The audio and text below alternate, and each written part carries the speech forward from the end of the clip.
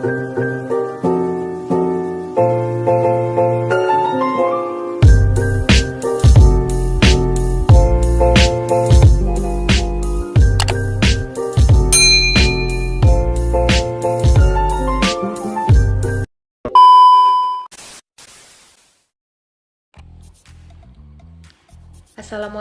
warahmatullahi wabarakatuh. Salam sejahtera bagi kita semua. Bagaimana kabar kalian? Semoga kita semua sehat walafiat sehingga dapat tetap semangat mengikuti pembelajaran kita. Nah, walaupun pembelajaran kita ini dilakukan secara daring atau online, maka Ibu harap itu tidak akan mengurangi semangat kita untuk belajar. Baiklah, sebelum kita masuk kepada pembelajaran, alangkah terbaiknya kita mengucapkan basmalah terlebih dahulu agar pembelajaran kita dapat berjalan lancar sampai akhir. Bismillahirrahmanirrahim. Baiklah, untuk itu silahkan kepada siswa-siswa untuk mengambil absen yang telah disediakan pada classroom atau aplikasi pembelajaran online yang telah disediakan. Baik, sebelum kita masuk kepada materi yang akan kita bahas, maka di sini saya akan bertanya kepada kalian semua. Apakah dari kalian pernah berbelanja? Atau siapa yang suka belanja? Pasti tentunya rata-rata kita semua suka berbelanja. Baik itu belanja untuk kebutuhan sehari-hari maupun hanya sebagai keinginan atau hobi gitu ya kan. Nah, pernahkah kalian perhatikan bahwa barang yang kalian beli itu mengalami perubahan harga? Nah, tentunya pasti pernah. Nah, perubahan-perubahan harga ini akan ada kaitannya dengan materi yang akan kita bahas pada pertemuan kali ini ya, dimana itu mengenai materi indeks harga dan inflasi. Adapun kompetensi dasar yang akan kita pelajari yaitu menganalisis indeks harga dan inflasi serta menyajikan indeks harga dan inflasi. Kemudian tujuan pembelajaran kali ini kalian mampu memahami mengenai indeks harga dan inflasi atau pengertian indeks harga, tujuan perhitungan indeks harga, dan macam-macam indeks harga. Nah, pada pembahasan kali ini kita hanya membahas mengenai pengertian indeks harga, tujuan perhitungan indeks harga, serta macam-macam indeks harga. Untuk itu sebelum Ibu menjelaskan mengenai materi, Ibu mau bertanya kepada kalian semua. Apakah dari kalian ada yang tahu apa itu indeks harga? Indeks harga itu merupakan suatu ukuran statistik yang menyatakan perubahan harga yang terjadi dari satu periode ke periode berikutnya. Nah, di mana indeks harga itu sangat diperlukan untuk mengukur perubahan kondisi ekonomi suatu negara. Sebagai contoh, harga daging sapi cenderung mengalami kenaikan di saat Hari Raya Idul Fitri karena adanya kenaikan permintaan pasar. Nah, contoh lainnya seperti 10 tahun yang lalu harga beras per liternya adalah seharga Rp6.000. Namun saat sekarang ini harga jual beras 1 liternya itu Rp12.000.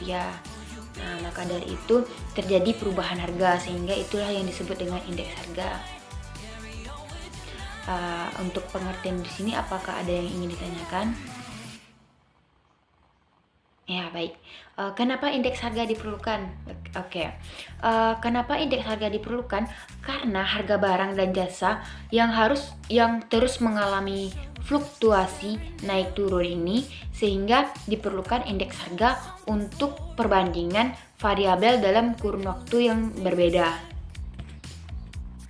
Baik, selanjutnya masuk kepada tujuan indeks harga. Nah, tujuan indeks harga sendiri yaitu bertujuan untuk mengukur atau membandingkan perubahan antara variabel-variabel ekonomi dan sosial. Di mana dalam menyusun indeks harga tersebut, maka perlu dirumuskan tentang apa yang akan diukur, bagaimana cara mengukur, serta untuk apa mengukur itu dilakukan. Nah, sedangkan peranan dari indeks harga dalam ekonomi antara lain yang pertama yaitu indeks harga merupakan petunjuk atau barometer dari kondisi ekonomi. Kemudian yang kedua yaitu indeks harga umum merupakan pedoman bagi kebijakan dan administrasi perusahaan. Kemudian yang ketiga, indeks harga dapat dipergunakan sebagai deflator. Nah, maksudnya gimana? Maksudnya itu bahwa pengaruh dari perubahan harga dapat dihilangkan dengan cara membagi nilai tertentu dengan indeks harga yang sesuai. Proses ini dinamakan proses deflasi dan pembaginya disebut deflator. Nah, kemudian yang keempat, indeks harga dapat dipakai sebagai pedoman bagi pembelian barang-barang.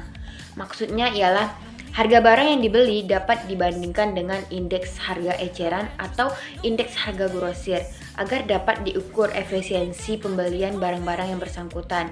Nah, kemudian yang terakhir yaitu indeks harga barang-barang konsumsi merupakan pedoman untuk mengukur gaji buruh atau menyesuaikan kenaikan gaji buruh pada masa inflasi.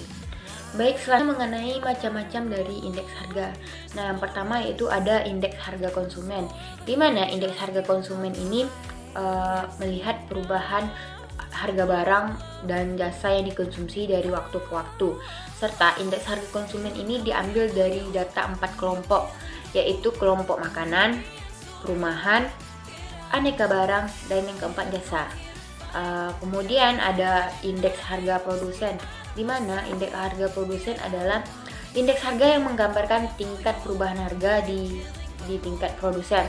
Pengguna data indeks harga produsen ini dapat memanfaatkan perkembangan harga produsen sebagai indikator untuk harga grosir maupun harga eceran.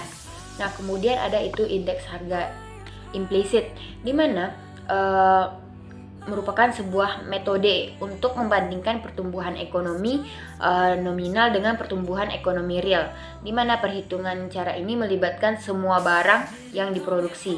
Kemudian ada indeks harga yang diterima dan dibayar petani. Indeks harga ini adalah indeks harga yang harus dibayar oleh petani, baik untuk biaya hidup maupun biaya produksi, termasuk biaya hipotek, pajak, dan upah. Kemudian indeks harga yang dibayarkan petani dipengaruhi oleh kebijakan pemerintah. Nah, baik itu kebijakan politik perdagangan, harga makanan, dan sebagainya.